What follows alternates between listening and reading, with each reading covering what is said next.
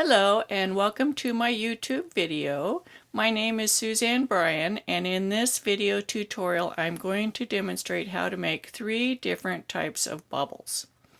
Bobbles are usually associated with Aran knitting or other cable work, but they can also be used as accents or embellishments on all types of work, making noses on animals, nubs for arms, centers for flowers, all types of things.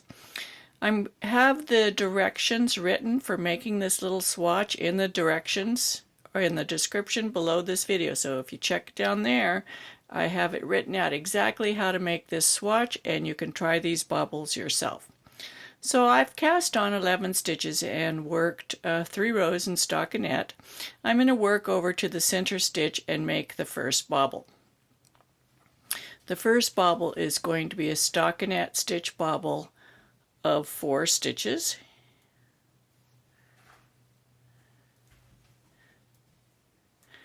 Bobbles are usually started and finished in the same row in the same stitch. Actually, we're going to go there. So in the stitch 6, we're going to make our bobble.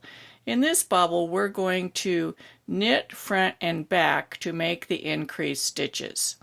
So we're going to knit in the front, back, front, back, and notice I'm working on the tips of the needles, and these are very tight. You want to do that in order to avoid making a hole where the bobble's created. So we've just taken 1 stitch and increased it to 4. We're going to turn our work, and we're going to purl 4. This is the same whether you're a thrower or continental. I'm not going to show it in both methods because it's about making the bobble, not about how we're holding the yarn.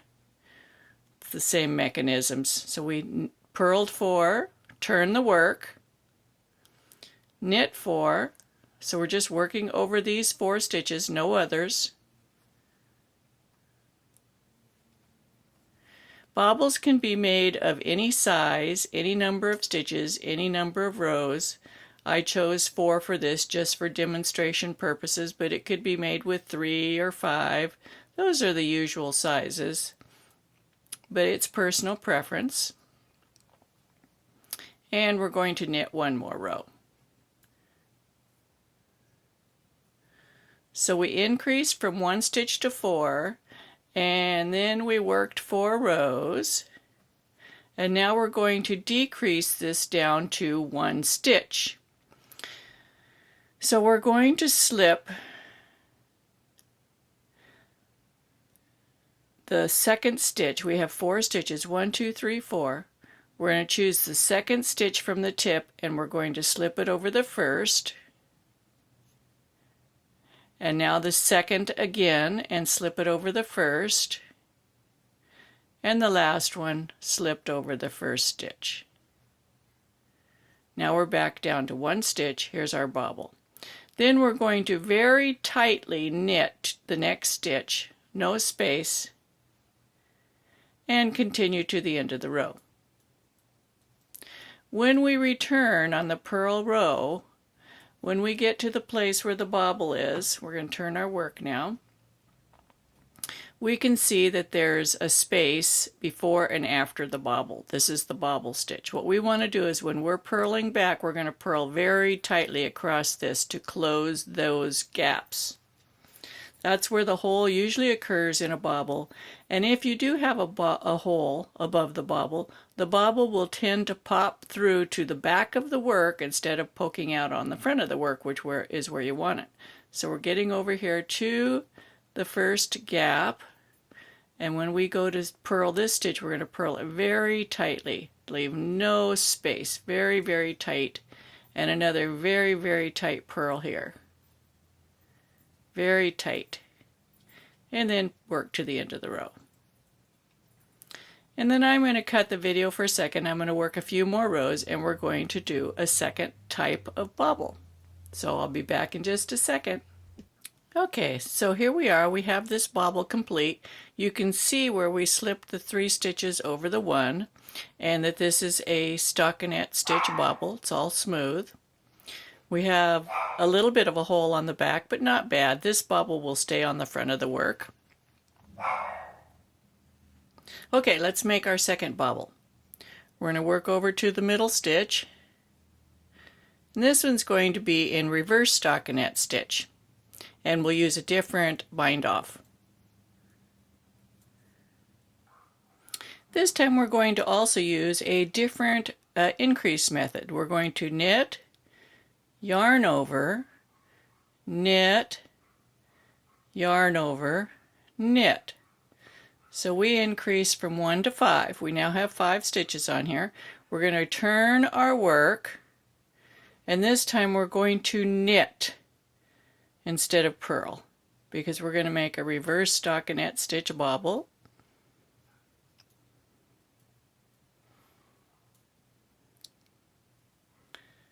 That's one row, and then we're going to purl. One, two, 4, 5, and then we're going to knit.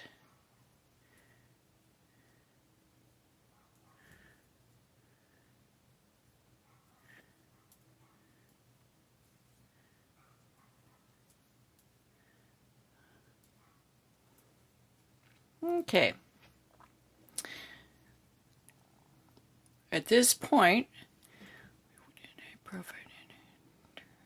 we're going to slip 2 stitches to the right needle. We're going to start our decrease. We have 3 stitches on the left needle, 2 stitches on the right needle. We're going to take the second stitch on the left needle and bring it over the top of the first and off. Then we're going to move that stitch to the right needle, and we take the second stitch over and off, and then we move this stitch back to the left needle, take the second stitch over and off. So our center stitch is the one that is the live stitch. It stays live. All the rest are bound off. That one's kind of loose because it's the working yarn. We can tighten that one up. Pop the bobble through to the front, tighten that stitch up, and again we're going to work very, very, very tightly the next stitch, and then work to the end of the row.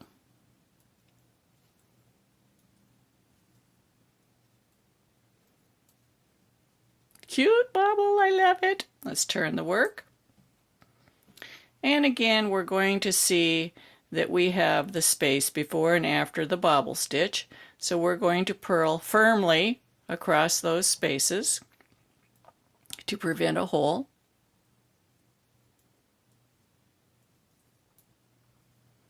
And remember, I've got the directions written for this in the description below this video, so if you would like to try this swatch, you can.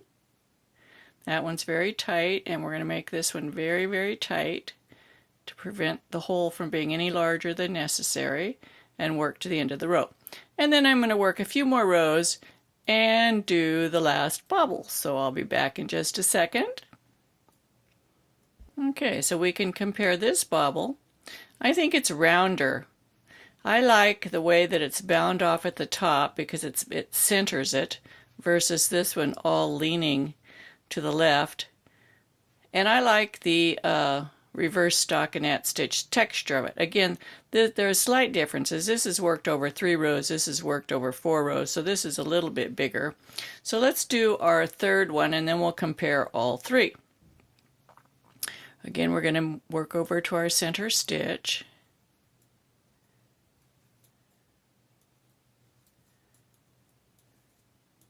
This one's going to be a garter stitch bobble, and we're going to use the yarn over method. Knit 1, yarn over, knit 1, yarn over, knit 1. And remember, working on the tips of the needles because we don't want to get that hole any bigger than necessary.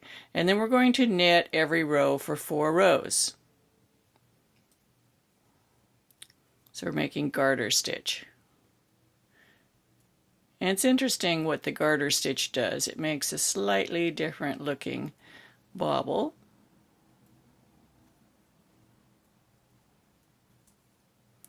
1,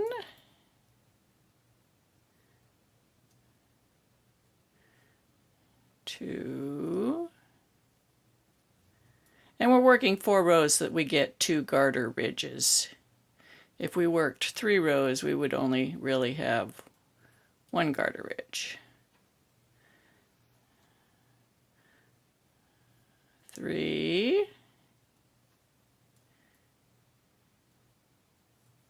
Now bobbles can be made any size, remember I mentioned that in the beginnings.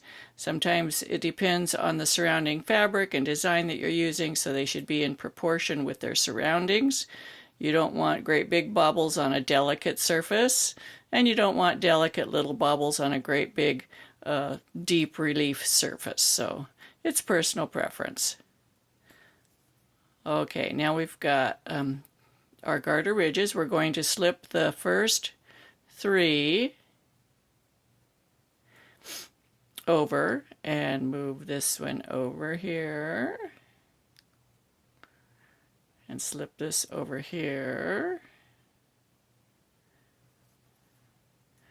this one over here, and this is the same technique we used for the second bobble. I kind of like that one, it's my favorite technique. And then we're going to work tightly to the end of the row. I'm going to work a few rows and bind off, and then I'll be right back and we'll compare all of these and see what you think. Okay, I'm back. I didn't actually bind off, but I worked a few more rows. So the garter stitch one's very interesting. It lays a little flatter, it's wider. Because of the garter ridges, pushes it out to the sides. It stays very centered. I still like that center bind off. Looks good. Here is the reverse stockinette stitch bobble. It makes nice round bobble. This one's wide and flatter. This was round. You can see how much they stand up. Well, they stand up from the surface. This one kind of hangs down. These really stand up from the surface equally. This one hangs down not because it's stockinette stitch, but because of the type of bind off that we use, because we slip them all over and it kind of pushes it down. You can push it up and it looks flatter too. They all make a hole on the back, but not these, by doing it very tightly as I demonstrated, they're not big enough for the bobble to slip back through to the other side. Remember, the directions are down in the description. There's also links to all of my contact information down in the description. I hope you hit the thumbs up on this video down below and that you subscribe to my YouTube channel. You can join me on Facebook in a group called Knitting with Suzanne Bryan, or in Ravelry with a group called Knitting with Suzanne Bryan. So there you go. Happy knitting!